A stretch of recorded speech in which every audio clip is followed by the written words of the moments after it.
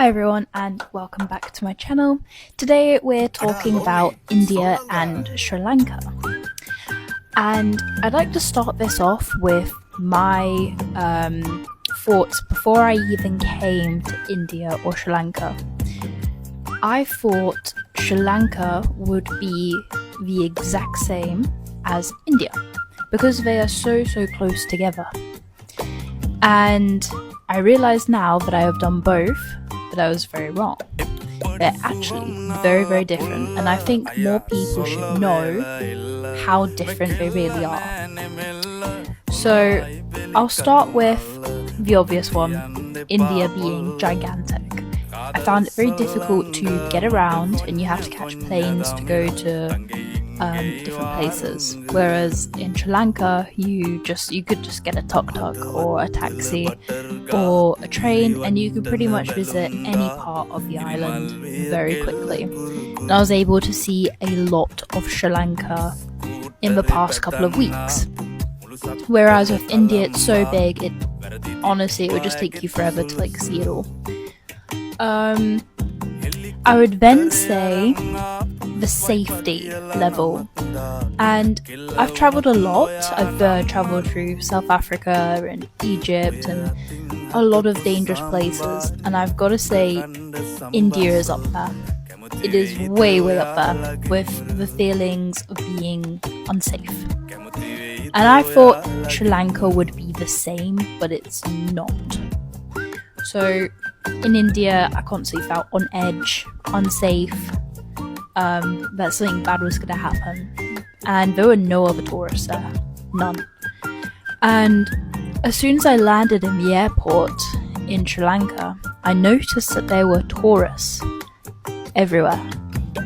And coming from India, I was completely head to toe clothed, everything, to avoid the staring. And as soon as I got there, I was like, wow, so many tourists just wearing, normal clothes, I've got my shoulders out, pretty just normal clothes. And no one was staring. And I was thinking, this is a very good sign. And as I left and started going around, I realised there were so many tourists. And it was just so unusual to see, and I was able to wear whatever I wanted and not have that constant staring. So I think Sri Lankan people are very respectful and very kind towards tourists. They're not disrespectful, they don't stare at you, they always try and help. If you're looking confused, they'll come and help you. Whereas in India it's the opposite, you sort of get stared at a lot, people try and scam you a lot more, or you just feel very unsafe. The next differences would be, I think Sri Lankans and Indians look a little bit different. I'd say Sri Lankans have more curly hair and Indians are a little bit taller, but then Sri Lankans are very strong. Especially the woman. I saw a lady at one of the guest houses I stayed at come and help with the bags, and we said we didn't need help, but she just took them and she lifted up 2 massive backpacks and just carried it like there was nothing. I was like, wow, that's ridiculous. Very strong. Next, I would say Sri Lanka is very touristy and prepared for tourists. A lot of the food you get, even if it's traditional, they'll always make sure it's not spicy.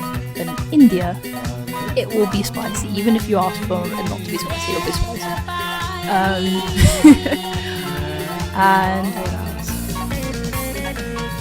Yeah, I think India I wouldn't advise people to travel there alone. I'd say definitely go with a partner or friends or a travel group, but I'd say for Sri Lanka you can 100% as a single female definitely travel here, and you'd feel very safe. Obviously I know bad things happen all around the world, it doesn't matter where you are, but I think Sri Lanka, with how I've seen the people, even just going around at night time, I felt very safe. So I would recommend Sri Lanka as a place to visit. for solo travelers. Next, I would say food hygiene. So in India, I was trying to be so careful, but I got horrendously ill. As soon as I arrived in Sri Lanka and started eating the local food here, I became better. I've not had any issues in Sri Lanka. No traveller's diarrhea, no stomach upset, nothing at all. And also the food here is very nice. I mean, got given a fruit bowl with the hotel I'm staying at, and look, there's even a red banana. That's pretty cool. Yeah, next I would say Sri Lankans are very, very friendly. Like, they will always want to come and have a chat and teach you about their local games, and they're very, very friendly people. Next I would also say, before I came to Sri Lanka and India, in my head I thought that not a lot of people would speak English and that it would be very difficult to communicate with people. But I was very, very surprised. Both India and Sri Lanka, pretty much everyone speaks perfect English. Everyone I've spoken to, their English is ridiculously good. They say it's not good, but it is really, really good. So it's very impressive. I would say India definitely needs to work on manners and tourism, making safe places for tourists and teaching people that staring is very, very rude and people do not like it. I think that needs to be taught more in India for more tourists to go there. But I think Sri Lanka is very up and coming, and this will be the new Bali. I think Bali is very over touristy to too many people, tourists and stuff going there. But here, not many people, there's not that many tourists, so it's still like a hidden gem, which is very nice, and the locals are not angry at the tourists yet. Yeah, I've really enjoyed my stay. I think I will give India a second chance one day, but I will definitely be more prepared for the food and the clothing and stuff like that, because I still think there's a lot of beauty in India